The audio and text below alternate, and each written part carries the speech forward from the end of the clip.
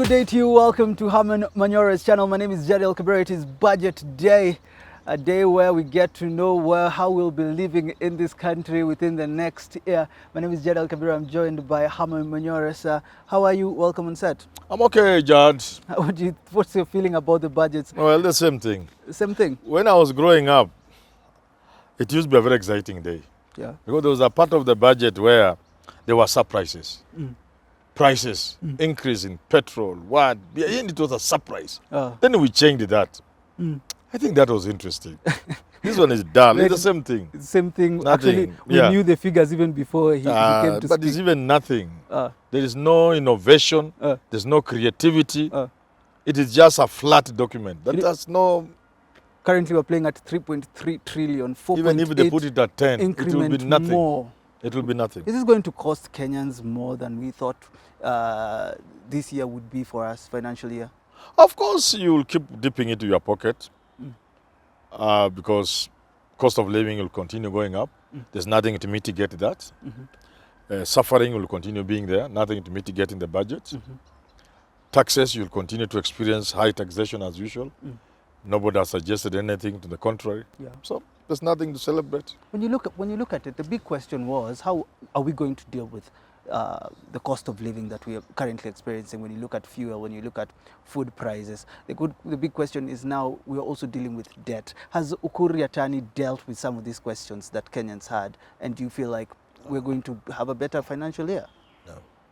You need a very radical departure, some paradigm shift. You need a different way of doing things.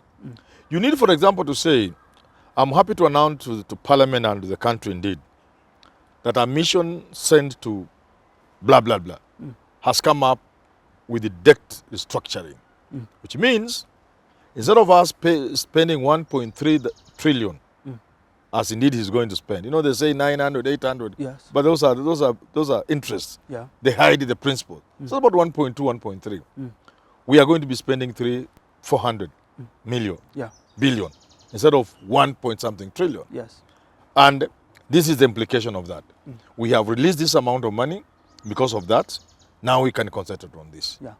You need to be saying, there are certain infrastructure projects we are doing. This budget was to, by tradition, going by tradition and by what is going on, by making progress on the ongoing works. We are supposed to put 230 billion on infrastructure development.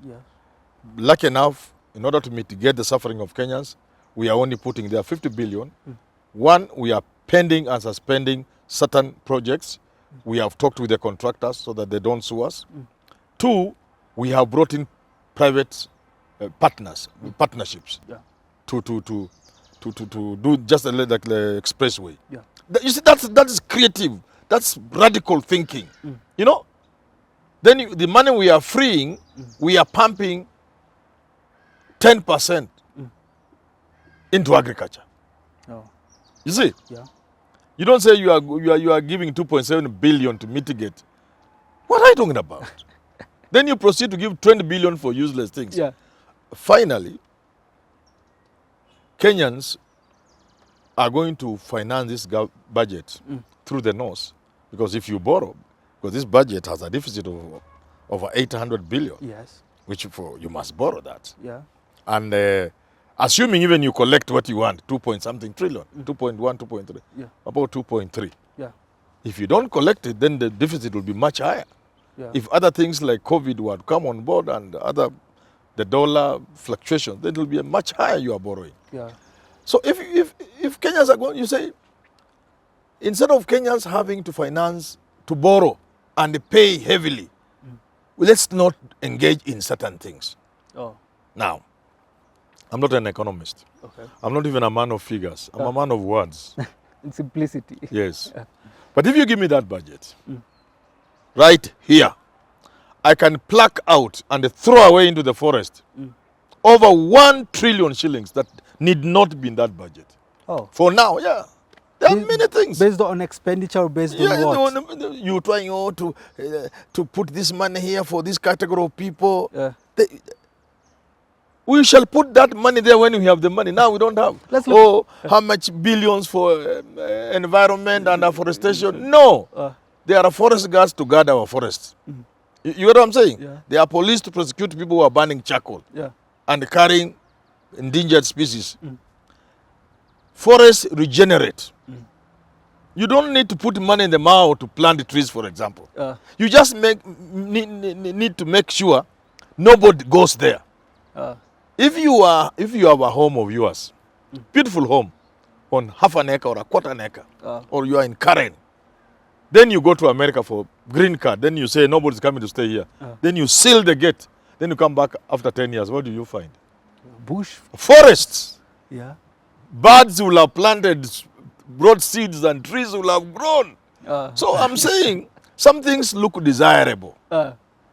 Like we used to have stimulus packages in the budget. Yeah. But those markets have never been used. The fish ponds are dry. All the things we are calling stimulus package, they have never worked. Water harvesting. So I'm saying there are so many stupid things in the budget. We are putting them as if we have so much money to spend, only to go and borrow. So if Kenya wanted to move forward, they'll say, let's deal with the debt we have.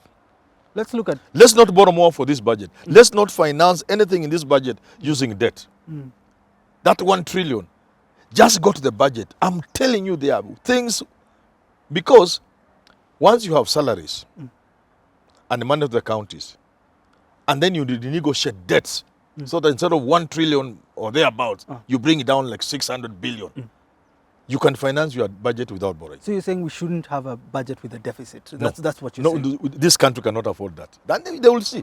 They will see. Let them continue. They will see. I will not mind. You know, countries borrow because you must borrow. Yeah. But there was a bill just before Trump left. I don't know how much. Trillion. Was it $1 trillion or something like that? If you looked inside that bill, there were very many useless things inside. But America can afford it. Why do you put useless things in the budget? Or things which can wait? Things which look flowery, which are nice, which sound good. I've seen digitization. Yeah, all these are useless things for now. Just now concentrate on the current expenditure, debt repayment, and the little development expenditure which you must. There are some things if you don't continue doing, because when you leave them there, you'll suffer. So must. You must do those ones. The rest. And then you just say, okay, Kenyans, I know some people suffer. Some people remove their children from good schools and take them where Wananchi take them. There is no government expenditure on overseas trips. There's nothing you go and do. There's zero. Nothing. There are no trips to Naivasha, to Mombasa. Let hotels cry. I've given this example. One day, I was at the airport in Kisumu. I went a little too early. I think somebody dropped me. So I said, since you are dropping, let me go. I was there like an hour or two earlier in Kisumu. There is a place like a restaurant outside. You know, Kisumu is a small airport. Yeah. So you see people coming and going out. When you are seated outside there, anybody who's been to Kisumu airport can see that like a restaurant outside. Yeah. It has outside and sitting outside and something inside. What I saw, I just cried for my country. Vehicles, big vehicles were zooming in. Woo! Because, you know, Kisumu, when a plane lands, there are people to come and, pick the people landing. And there are also people bringing people. Ndege ikishuka kuna wale wanakuja kuingia hiyo ndege na kuna wale wanatoka. So you can see the big vehicles bringing people. All of them are government vehicles. Parastatals. Yeah! If you stop the parastatals and government travel, there will be nobody going to Kisumu. It's just be Manyora and two others. Hata ndege itakaa. Wacha ikae tuende na matatu lakini to save this country. Okay. So these are stupid things we are financing in the budget. This year, at the cost of Wanjiko and Mora. Oh. And Kabiro from my place. Let's look at this year. It's an election year. And to facilitate the August 9th general election, IBC put aside the Treasury put aside 22.9 billion. Yes. IBC was asking for a little bit more than 40 billion. Yes, one, this budget, this current financial year, and next, what we have now is for next financial year. Yes. So both will be used. Okay. When it was given 2021, 2022, yes, and now they have been given 2022, 2023. So it will be enough. So a big question is, are they now suitable to conduct a good they election? have been given the money they want. It's too much, which is, I have said this repeatedly. The chief characteristics of a poor person and the poor person shares this feature or characteristic with a poor country. Yeah. Wastage. Wastage. Yeah. So you Poor said- people are very good at wastage.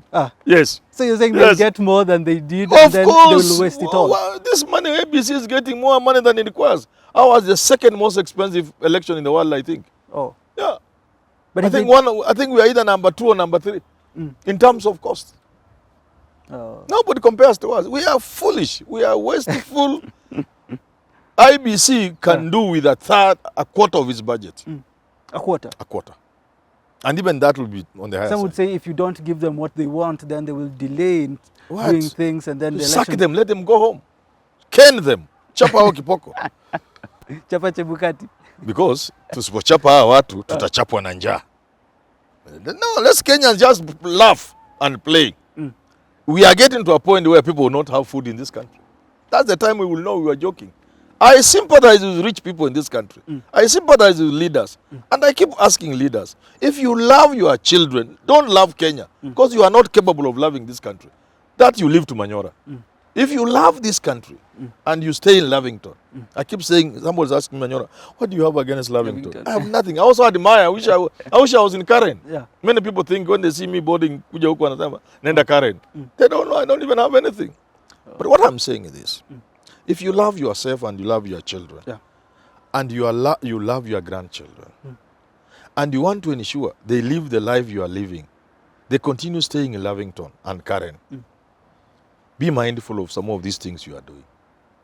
Don't steal, don't waste. When So these things you are allowing IBC to do and the others, cumulatively, will mean in the next 2, 5, 10 years, there will be no country. when you say that, Yes. and the government has put 46.7 billion towards food and nutrition security for Kenyans. If you ask them what that means, do they tell you?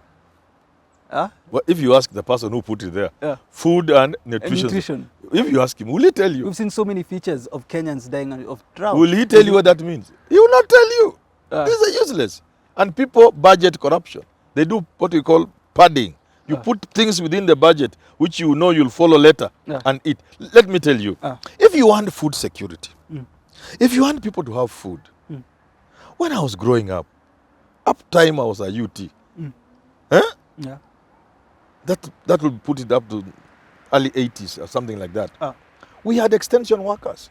You are just seated at home, minding your business, taking your black cup of tea because you can't afford milk, and you see young people coming to your homestead, asking you, we are looking here, you don't even have a tomato plant.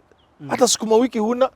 So, sijui nini, nimejaribu kuku imefu. They teach you how to do it. Then you know, and they come again and they tell you can take a nursery, weka hii hata mbegu wanakupa, put nursery hapa, water every morning, make sure kuku haziendi, do this, you don't even need a wire. They come back another time. My first cow I bought when I was a UT, AI services. These bulls, artificial insemination. Yes. They used to pass. There was a time calendar, timetable. My place, Lombe, they didn't come inside. You took the cows, Jepkose. They passed there, that market. Yeah. A particular time, artificial insemination. And the people are now improving their livestock. Okay. What happened? So if you want to improve food security, you don't come up with this kind of buzzwords. What you do, you reinstate extension workers. You have veterinary officers, you have AI services.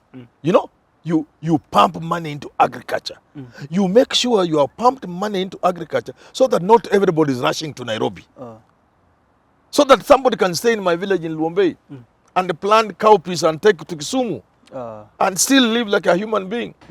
So you are saying there's so money being put down there. Yeah, they are put in the wrong places. But we don't see where it is going. Is that what because they are putting where they will fall and eat. Let me finally ask you this yes. then. Does this mean after elections, Deputy President William Ruto, if he becomes president, or Raila Odinga becomes president, they'll have to wait to implement some of the things they've been saying because it's not part... No. You reorganize your budget using the supplementary budget approach. Okay. Which these days have been blown. Supplementary budgets used to be a very small fraction of the budget. Just a couple of billions of shillings. Now it is big money. So if Raila wants to give 6,000 shillings per person, he'll just call with in a us. supplementary budget. Oh, If Uhuru wants to do bottoms up, which is really trickle down, Ruto, he yeah. wants to trickle down 50 billion, Uh, he'll just do supplementary I budget. heard You don't need to wait. I heard you said he's the king of trickle He's down. the king of, you don't need to wait. Uh, Raila or Ruto don't have to wait mm, if they take over power. Whoever takes over power. yeah. You just run the, and in any case, let me tell you the truth. Mm. Very little change. You can bring very little change into government. Very little. Very little. Because government, presidency is a straitjacket. Ah. When Trump took over, people thought he was going to never. Make America You great. can only, the room they give you, the league room they give you to play around Yeah. is very minimal. Mm. So Kibaki can only introduce free primary education and just about that, and maybe CDF, which is just a couple of billions. There's nobody, not Raila, not Ruto, who can come here and say he can distort this budget. Not even the next budget. It will be the same. There will be just minor changes. Because none of them is coming with radical thinking. None of them will want to change this country from a poor, dirty, third world country. So the budgets will be like this one. Until when? Until things bust. Things are going to bust. I like when Uhuru said there can be a revolution in this country if you don't take care. You think, you see the price of maize flour. Kama unga inafika 150, si itaendelea hivi itafika 200. Yeah. Unafikiri hao watu watakufa na njaa nyinyi mkitembea na masuti zenyu hapa town? It can't work. It has never worked anywhere. Never worked. Never. And look at Nairobi. I hope the rich are watching this show. Yeah. Look at Nairobi. Look at Mathare. Which is next to Mathare? Is there a big man's home in Mathare? No. Next to Mathare? Yeah. Muthaiga, eh? Yes, Muthaiga. Look at Langata and Karen. Do you see Kibra there? Kibra there. Look at Kebarage slums next to Loresho. Yeah. Eh? Look at Kangware next to Lavington. Lavington. Don't you ask yourself how? This is God's plan to warn you.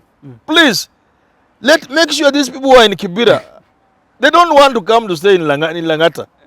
But let them eat food. Mupatia hao chakula. Kama mutakula pesa yote, munafuruta pesa ya dawa ya KEMSA munaweka kwa tumbo yenyu. Muna pesa ya dams munakula yote. Mpaka munataka wakufa, hawatakufa.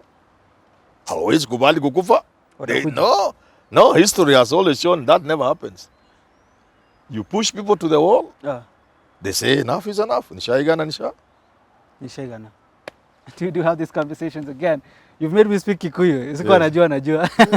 Have yourself a lovely rest of your day. My name is Jadiel Kabiro. I do hope you come back again, subscribe. And remember their live stream. Yeah. We are coming with live streaming very soon. Every right? single day, 7:30 to 8:30. Talking the politics of the hard talk, serious talk, serious analysis. You tell your friends that we'll be here with live stream every single day. Very soon. Very soon. Coming soon. Coming soon. Have yourself a lovely rest of your day.